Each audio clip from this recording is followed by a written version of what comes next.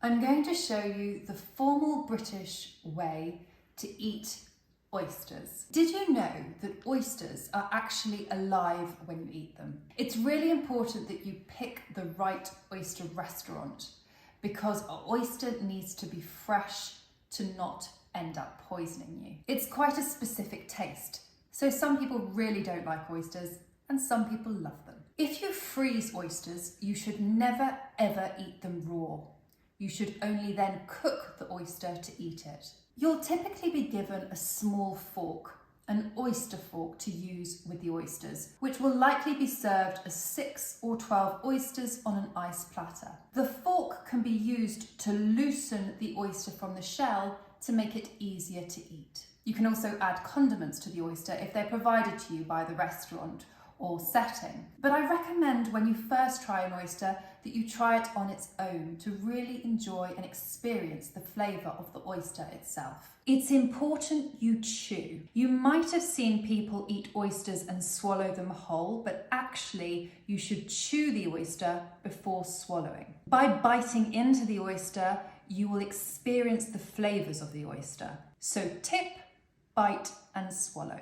Oysters have long been thought of as an aphrodisiac, and it is perhaps the way you eat an oyster that is sensual and perhaps rather sexy. As to eat the oyster, you lift the shell and then you tip your head back, exposing your throat. Remember, when you consume an oyster in its shell, the oyster liqueur is there to be enjoyed as well. Don't tip it out. The liqueur has a briny flavour which complements the oyster. To eat the oyster, you pick the oyster up with your fingers and then, using the fork provided, make sure the oyster is loose in the shell. Now when you're ready, bring the oyster shell to the lip of your mouth, tip and enjoy. When you've finished your oyster, the typical etiquette is to now flip the shell over and place it down in the bowl itself. If the shell has come in direct contact with your mouth, and you're sharing the oyster platter with someone else, then it's appropriate to put the shell onto a side plate so that it doesn't contaminate the main oyster plate. Now you should sip your white wine to complement the taste of the oyster.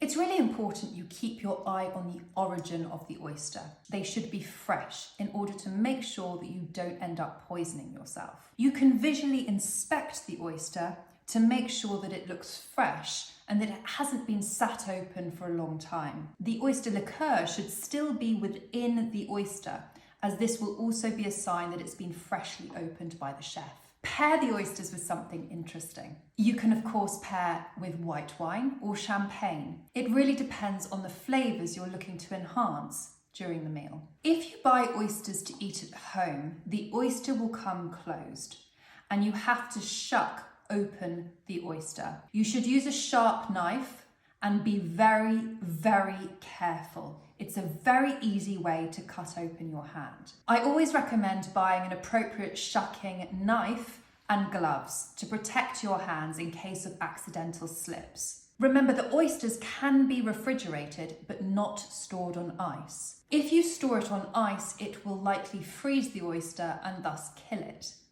In fact, oysters can be stored in the refrigerator up to a week before you consume them. I hope this helped and you enjoyed seeing the process and the etiquette of eating oysters at a formal British Western setting. Have you ever tried oysters?